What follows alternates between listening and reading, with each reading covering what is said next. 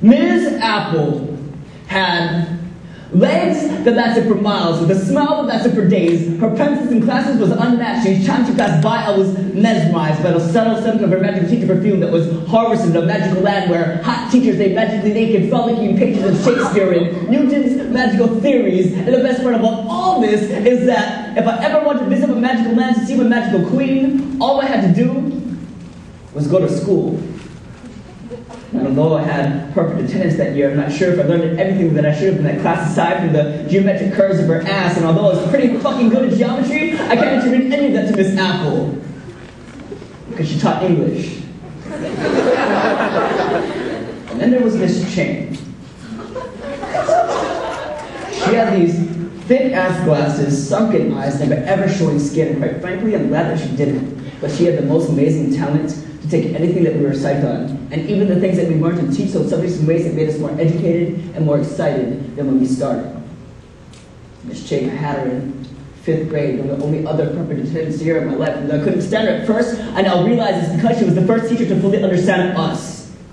She wasn't down to take any of our bullshit, but she was down to give us a real education. Instead of shoving curriculum down our throats, she empowered her students to be proactive in their learning. And soon enough, a small group of us started staying after school to learn more from her. When we knew that there would be no specific subjects, no grades, no limits, and no social pressure to conform or fit in.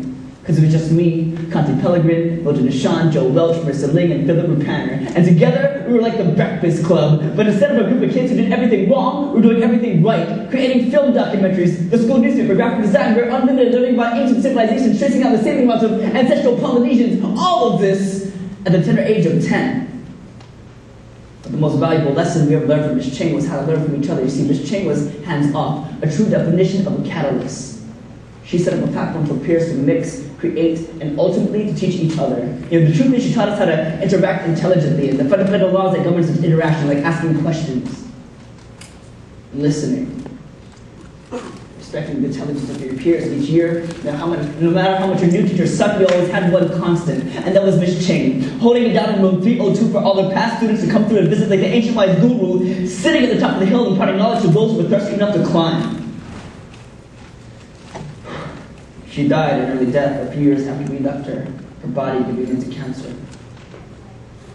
The rapid growth she cherished in the students she helped raise also seemed to be expressed in her own physical selves, which outgrew her, leaving a fatal tumor. And a woman in her 40s who never got a chance to see any of her students become who we were meant to be. We never got a chance to reunite us all together again, to dig up the time capsule we buried in 5th grade. Instead, we ended up burying her in 11th. Her body, the time capsule for her soul. But our bodies, the time capsules for her mind, which is now timeless, no digging up required, because all the lessons that she passed on to her students will be passed on to the people that we touch. Because she took the time to teach us, and the time when teachers just didn't seem to give a fuck. She took the time to study us instead of lesson plans, communicating whole textbooks with her voice and a wave of her hands. She took the time to look us square into the eyes and convince us to never say never. And that's why teachers like Miss Chang, they end up living forever. Thanks.